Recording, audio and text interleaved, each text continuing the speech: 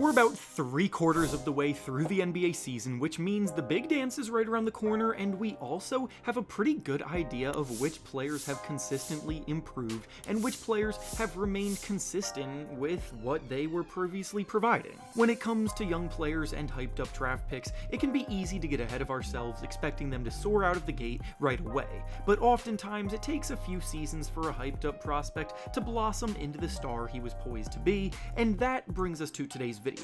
Today we'll be discussing 5 young NBA players that are finally starting to put it all together this season after a few seasons of inconsistency and setbacks in the past. And while not all of the players discussed today are star players, they're all now becoming the quality contributors that they were pegged as when they were drafted. Before we start though, it turns out a good amount of you watching right now aren't even subscribed to the channel, so if you enjoy the content, consider hitting the subscribe button, as not only does it help out a ton, but I would also very much appreciate it. Now with that being said, let's begin. The first young player finally blossoming into the star he was expected to be when he was drafted is Cade Cunningham of the Detroit Pistons. I want to start off by making it very clear that I am not suggesting that Cade was bad by any means prior to this season, because I can already see the comments flooding in about just that. Cade was the #1 pick in the 2021 NBA draft, and as a #1 overall selection, there was a certain standard expected of him. He finished in 3rd place in the Rookie of the Year race for his class.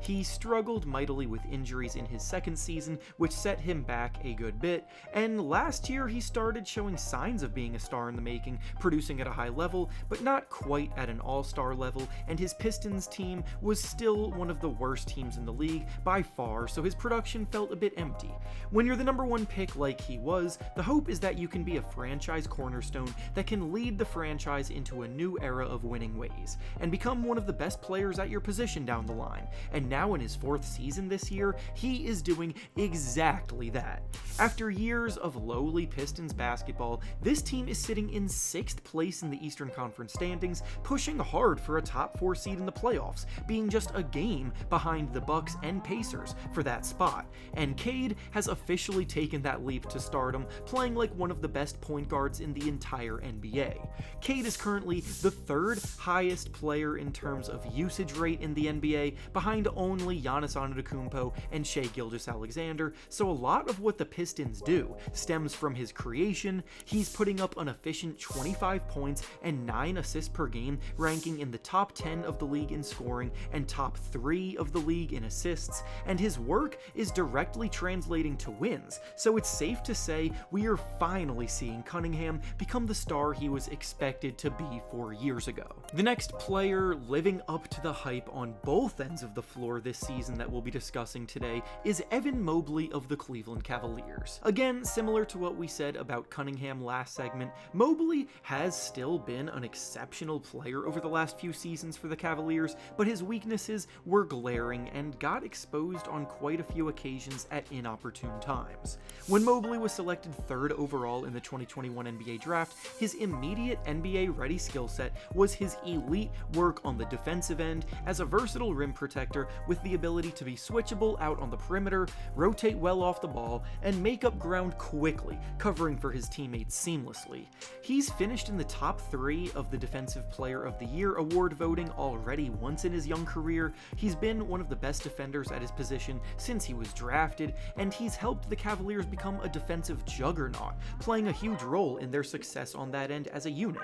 The offensive end, however, has been another story. Offensively, he has typically worked best around the basket, either having opportunities created for him in the pick and roll or on dump-offs, and he's shown very good touch in those situations, but working his way out onto the perimeter has been a struggle for a while, and his lack of range and inability to threaten defenses out there had condensed the court a bit for the rest of his teammates, and in the playoffs, his limited offensive skill set had really set them back. This season, Mobley looks like a whole new man on the offensive end, finally embracing more shots from the outside and knocking them down at a rate that forces defenses to take him seriously out there. He's taking a career-high 3 attempts from 3 per game, making 37% of his threes, which is an above-average conversion rate, and this new added dimension to his game has unlocked more scoring opportunities in general, resulting in him averaging a career-high 19 points per game, and he was selected to his first All-Star game this year because of it, as his contributions continue to bolster the first-place Cavaliers, who are hoping to make a deep run in the playoffs finally. The next young player that's finally living up to the hype after a few years of up and down play is Mark Williams of the Charlotte Hornets. Williams was a lottery pick in the 2022 NBA draft, coming into the league with unreal athleticism and physical tools for a 7-footer. He moves so fluidly for someone his size, he's got an incredibly strong frame, so he's typically the one doing the bullying on his matchup, he operates well in the pick and roll, and he defends hard. At full strength, he's got the build of an ideal modern big man in terms of what he can bring on both ends of the floor, but for the first 2 seasons, the issue was that he struggled to stay healthy, and the constant setbacks with his health made it difficult for him to find a rhythm on the court. There were always spurts here and there where he flashed the potential greatness he could provide, but it was few and far between, and while his production of about 12 points and 9 rebounds per game last year was good last season, he was only able to play in 19 total games that year. This season, there have still been the occasional injuries that have been keeping him off the floor, but when he is on the court, he is blossoming before our very eyes. He's been a rebounding machine, averaging 10 boards a night, he's putting up a career-high 16 points per game as well, he's shown that when it's possible, he can be more of a go-to scoring option inside, having put up a career-high 38 points earlier this season against the Grizzlies, and he caught the eye of the Lakers, who were in desperate need of a center, with a trade to LA almost coming about before the deal fell through due to medical complications. Keeping Mark healthy is priority number 1 for the Hornets now, because there's still so much talent to tap into with him, and he's already showcasing the fact that he can be one of the better players at the center position. The next young player that is living up to the hype after a few years of under-the-radar development is Payton Pritchard of the Boston Celtics. Pritchard was a first-round pick back in the 2020 NBA draft, and he entered the league as an undersized guard with a ton of crafty skill on the ball and an innate ability to score the basketball. He was someone who dominated the summer league and turned heads there. He would pop every now and then early in his career and pop for the occasional big game, hitting shots and providing a spark off the bench, but what always held him back from being more involved in the team's rotation was due to his undersized nature. He was being taken advantage of a bit on the defensive end. On versus off metrics show that the Celtics were worse with Pritchard on the court in each of his first 3 seasons, and you didn't need the numbers to spell it out for you because it was noticeable to the average observer as well. The turning point for him came over the last 2 seasons, where he's spoken at length in interviews about how hard he works on his conditioning so he can give non-stop energy every minute he's on the court now, which has helped him become a much more staunch defender on the perimeter, and with his ability to hold his own on that end, the numbers now show that the Celtics are better with him out there, and as a result of it, he is being rewarded with more minutes. Pritchard is now the favorite to win the 6th Man of the Year award this season, scoring 14 points per game, shooting 47% from the field and 42% from 3, and on average, he takes about 8 3-point attempts per game, so for the first time in his career, he no longer has to battle for minutes with his peers,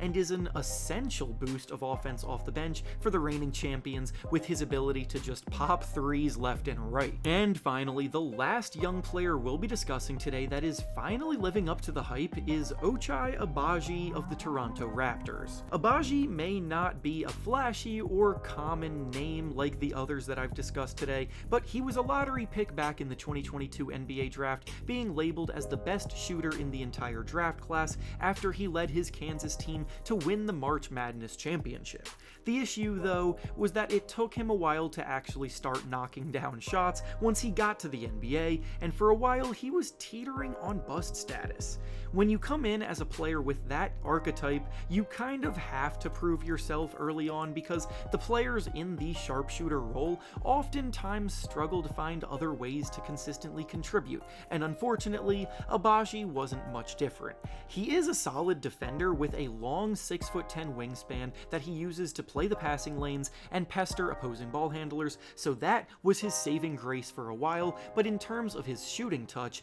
it was a slow burn to get him going. He started his career in Utah as a rookie, and he was a league average shooter his first season, hitting 35% of his shots from deep. He then regressed in year 2 and was included in a trade that sent him to Toronto midway through that season, and his Raptors tenure began last year with some pretty terrible shooting splits, hitting just 21% of his threes to close out the season with his new team. This season though, we're finally starting to see the two-way 3-and-D player Agbaji was drafted to be, as he's scoring a career-high 10 points per game, shooting career bests from the field at 51% and from 3 at 40%. The Raptors are a young team trying to build on the foundation of defense first, filled with length and disruptive defenders, but perimeter shooting is a weak point for this team. So as long as Agbaji can continue knocking down threes at this rate, he will continue to be a big part of their rotation as they progress forward.